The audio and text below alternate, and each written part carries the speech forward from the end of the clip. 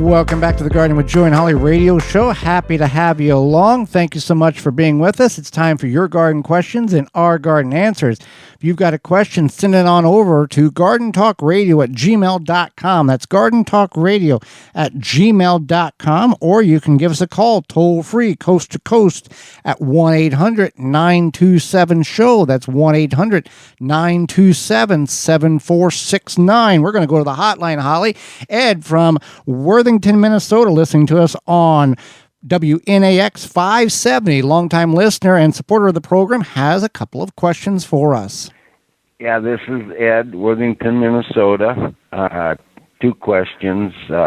Strawberry rhubarb, that's very spindly. Is this a good time to split it and transplant it? Also heard ashes would make it flourish. I don't know if that's true.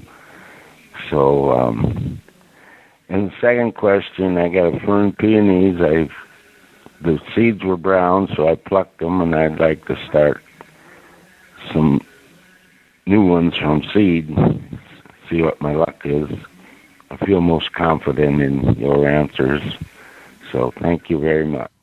Well, thank you, Ed, for listening and the confidence you have in our program, longtime listener.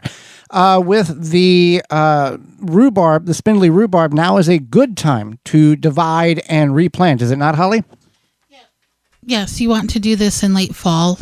So not quite now, but when it gets to be late fall, you want to go ahead and separate the rhubarb from, however you see fit, but it's the best to do that in the late fall. Ash is not recommended for rhubarbs because rhubarb prefers slightly acidic soil, and wood ash makes soil more alkaline. Rhubarb grows best when your soil pH levels are between about 5 to 6.5, and wood ash wouldn't be appropriate for that soil and shouldn't be added to soil that's higher than 6.5 on the pH scale. So that is not a good recommendation. Thank you for checking that out before you applied it and then tried to fix the issue there.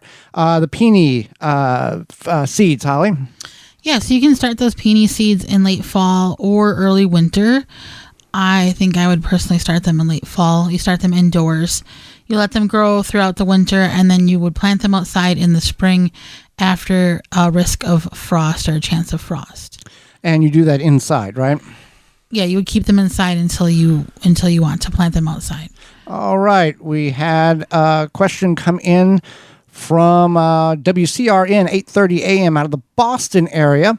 Hey, you two, I listen to your radio show when I can, live in Massachusetts. We did have a local garden radio show, but they have dropped away through the years. Question, a critter must have planted a flowering dogwood for me a couple of years ago.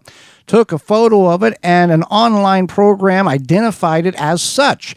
It can stay where it's at for another year, but eventually it must move. When is the best time to transplant it, spring or fall?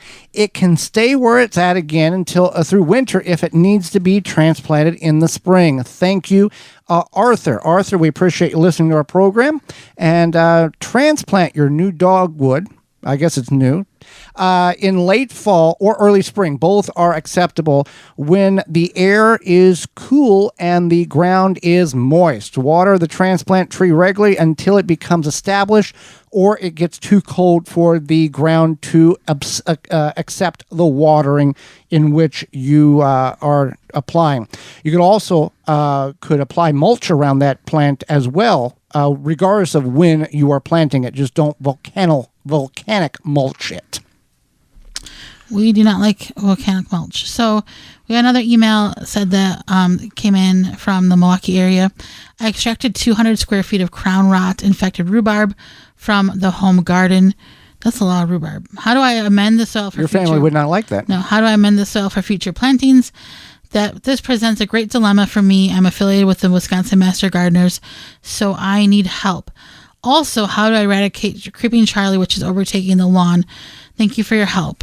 Janine sent that in. Okay. So for the amending the soil with the rhubarb, the rots, crown rot, you would want to. You want to make sure you do pull out all of those plants, all of the roots or the crowns, and then as much as you can. So you want to make sure you dig all those up and get rid of them.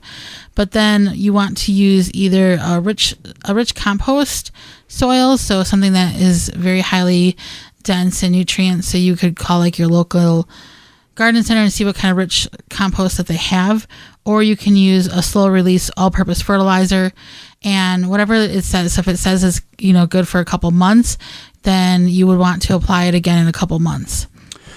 And for the creeping Charlie?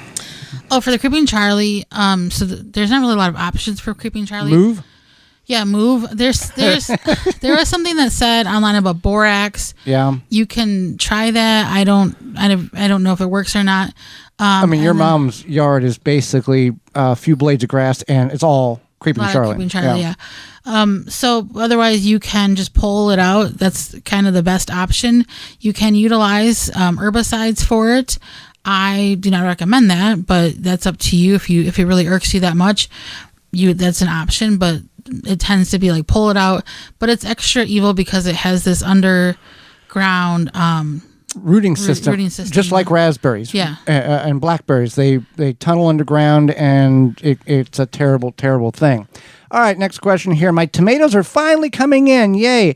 But I have picked off multiple hornworms from all the plants. I can't win. Any suggestions? Yeah, you want to get some garden seed, and you want to put bird seed, not garden seed, bird seed, and put in your garden. I would like some garden seed, please. Put in your garden, but put up higher. So put up like to the same height as where your tomatoes are. Okay, but you get some tuna cans. Empty the tuna cans. Like the bottom of a water bottle. Yeah, cut it so you have about an inch, 2 inches. Nail it to that post. Elevate it at the same height as the top of the tomato. I was gonna say a post. Use a post. And a wooden post. And you want to make sure it's at eye level kind of to the tomatoes so that these birds will come. They'll be picking at the bird seed, and then they'll see, oh, that's a tasty, delicious worm. And then they get the worm. Now, we've done that, and we have never had tomato hornworm problems since we started introducing that into our arsenal. And also, if you have the problem of tomato hornworms, like we talked about in the first segment, where you can plant something and revitalize the soil until there's a problem, this is a problem. The tomato hornworm, the larva is laid in the soil in a cocoon at a specific depth in the fall, hibernates over the winter, and then establish or births in the spring or in the summer.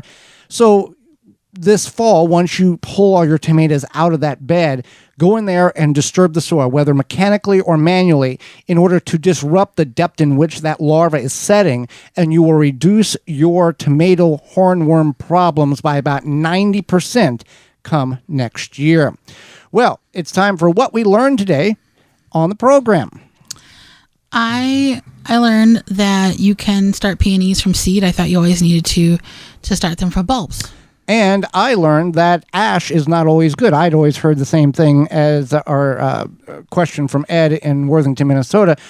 Ash must be good. Potash, it's a good thing. Not for everything. So what we learned today is brought to you by Honey Bee Healthy. Honeybeehealthy.com is serious about the business of bees and helping beekeepers maintain healthy and thriving hives. Whether you're a professional beekeeper or bee hobbyist, we've got the products to help you maintain a healthy hive. Honeybee Healthy products are made in the USA. Visit honeybeehealthy.com.